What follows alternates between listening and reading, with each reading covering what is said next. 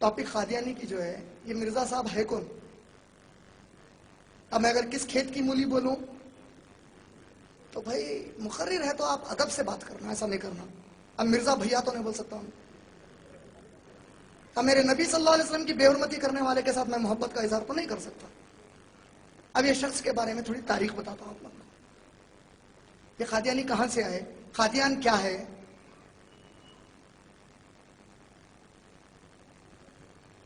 ये एक नक्शा लाया था हिंदुस्तान का। आप लोग बोलेंगे हिंदुस्तान का नक्शा तकरीर में कहीं को बता देंगे? देखो भाई, कल कोई आपको बेचारा गैर मुस्लिम पूछेंगे, अरे क्या हुआ यार तुम लोग आए क्या कि फतवा दिया करते, उनको कहीं को जबरदस्ती के मार रहे हैं यारो, कि कादियानी कौन है, कहाँ है? कहाँ रहते कादियानी? यहाँ बोले तो प्लेनेट मार्स पे रहते, नको बोलो। नहीं चांद के ऊपर रहते होंगे, नको बोलो। नहीं वो कहेंगे दिखे थे कहते तारे पे, नको बोलो। मालूम रहना कहाँ है, कहाँ से निकले लो। समझ रहे कि नहीं समझ रहे? जरूरी है नहीं है? आप लगा नहीं भी है बोले तो बताने वाला हूं, मेरे हिसाब से जरूरी है। ये इंडिया और पाकिस्तान का नक्शा है। इंडिया और पाकिस्तान के बॉर्डर पे एक स्टेट है पंजाब बोलकर। आप लोग सब वाकिफ है ना पंजाब से? माशाल्लाह।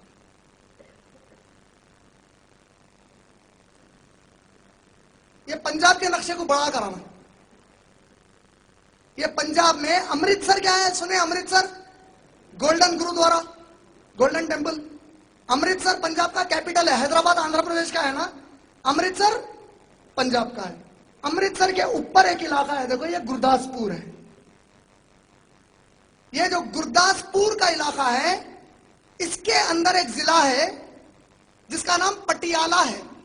वो पटियाले जिले के अंदर एक मोहल्ला है जिसका नाम कादियान है, जहां का ये रहने वाला था। समझ में आया? इसलिए यहां के रहने, जैसा है बिहारी बाबू बोलते ना, अपने कन बहुत बिहारी हैं हैदराबाद में, है ना? उधर दिन का काम छोड़ के इधर कर रहे हैं, लेकिन अल्लाह नियत बेहतर जानने वाला है। बिहारी भाई, हैदराबादी भाई, इसी तरीके से कादियानी साहब कहां के थे? नो कादियान के। ये साहब कौन थे? मिर्जा साहब मौसूफी है।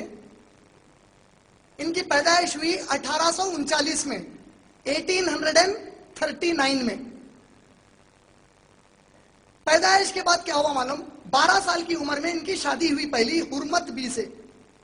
1852 में शादी हुई इनकी, 12-13 साल में। 1852 में पहली शादी हुरमत बी से। मेरे दिमाग में आया, अगर आज का हिंदुस्तान का कानून उस वक्त चलता तो इनको चाइल्ड मैरिज एक्ट में बुक कर देते थे। कादियान बोले तो इधर ही है।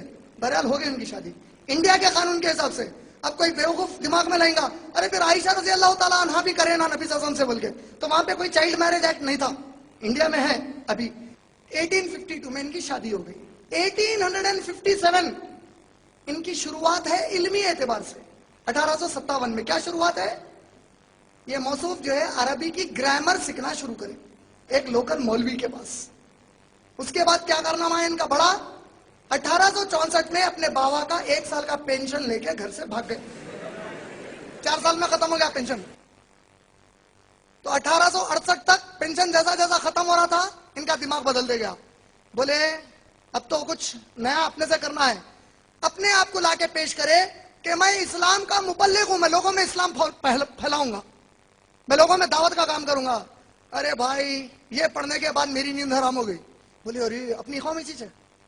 अब मैं जाने के बाद सोचते, अरे इन्हें भी दावत का काम कर रहा है, रो कल कुछ भी बोल दिया तो इन्हें भी अल्लाह हिफाजत करे, वैसा सोचना भी हराम है।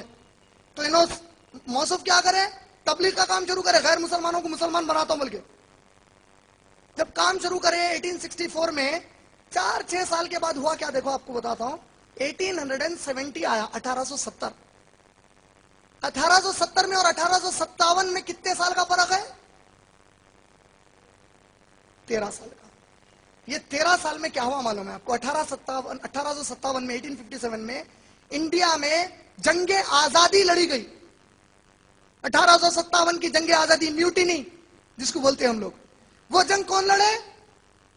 हम मुसलमान लड़े ब्रिटिशर से। हमारे मुसलमान लड़े, जबकि बोले अंग्रेज निकलो इस जमीन पे से, हम इस जमीन के रहने वाले हैं, ये मुल्क हमारा है, खाली करके निकलो बोले 1857 में। मगर इत्तेफाक से कुचले गए। जैसे ही मुसलमान कुचले गए, अंग्रेजों का दिमाग दूर की सोचता। उन लोगों के दिमाग में आया, अच्छा कौन है रे अपने को यहाँ पे खतरा? ये मुसलमान ही बहुत बड़ा खतरा दिख रहे हैं। कई को जरा अपनी हैदराबाद की उर्दी है, क्यों भाई ये मुसलमान क्यों खतरा है?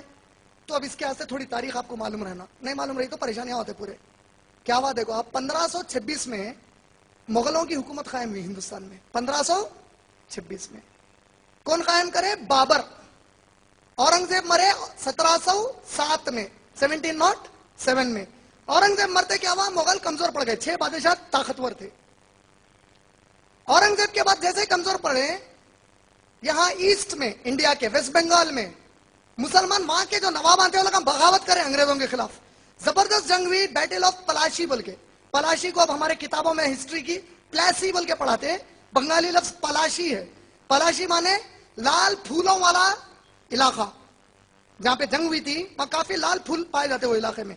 पलाशी प्लासी बोल के मुसलमान हार गए। फिर थोड़े दिनों के बाद देखे कि हर जगह से मुसलमान उठ रहे। 1857 में भी मुसलमान उठे। अंग्रेज बैठ के कॉन्फ्रेंस करे, बोले यार हिंदुस्तान में प्रॉब्लम किससे हो रहा? असल ये मुसलमानों से हो रहा प्रॉब्लम। तो 1870 में ब्रिटिश गवर्नमेंट को एक रिपोर्ट भेजा है। क्या बोल के?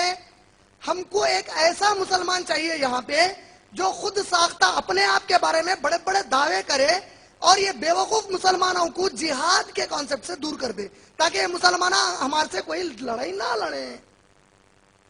तो मिर्जा साहब 1871 में बोले, I am on wholesale, please take me. खुल गया उन्होंने, आइए मैं खुला हूं आपके लिए। साहब सरकार मैं हाजिर हूं, बंदा हाजिर है, अच्छा लीजिए आप मेरे को। बोले अंग्रेज बोले वाह आइए भाई। 1871 में इन्हों ब्रिटिश हुकूमत के जरखरेज गुलाम बन चुके थे। उसके बाद देखिए क्या हुआ, इनका फितना यहां से शुरू हुआ। अब जरा मोताबरी में आ गए, हुकूमत सपोर्ट करते। 1877 में क्या हुआ, पोस्टल डिपार्टमेंट वाले इनके ऊपर एक क्रिमिनल केस वाले होने वाले नबी पे नाउस क्रिमिनल केस पड़ा इनके कैरेक्टर्स पे। नबी सल्लल्लाहु अलैहि वसल्लम का कैरेक्टर क्या है? एनसाइक्लोपीडिया ब्रिटानिका कहता है कि जब मोहम्मद सल्लल्लाहु अलैहि वसल्लम ने 40 साल की उम्र को पहुंचने के पहले लोगों में अपनी जो छाप बनाई थी, लोग इनको एनसाइक्लोपीडिया ब्रिटानिका, ये कहता है कि तारीखी रिवायत कहते हैं इनको अल अमीन और अल सादिक कहा करते। और मिर्जा गुलाम अहमद कादियानी साहब पे 1877 में पोस्टल डिपार्टमेंट का क्रिमिनल केस पड़ा। 1879 में फिर भी इन्होंने हिम्मत करके एक ऐलान करे, बोले खुदा के पास से मुझे अजीब अजीब पैगाम आ रहे हैं, मुझे हुक्म हुआ है कि एक किताब लिखूं जिसका नाम होगा ब्राहीन अहमदिया। ब्राहीन बुरहान से है, बुरहान माने कसौटी, सही गलत को नापने की। अहमदिया यानी उनका नाम था ना गुलाम अहमद। अहमद जो किताब लिख रहा उसकी सच्चाई बाकी के बातिल से अलग की जाएगी इस किताब के साथ।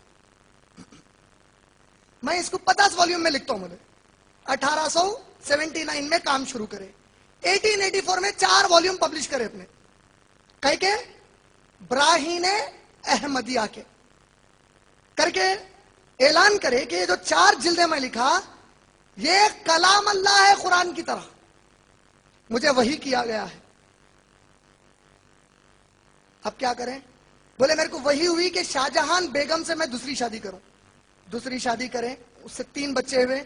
उससे जो पहला बच्चा हुआ उसका नाम है बशीरुद्दीन महमूद, जो बाद में इनका दूसरा खलीफा बना गुलाम अहमद के बाद। चलो ये शादी हो गई। तीसरी चीज क्या करे?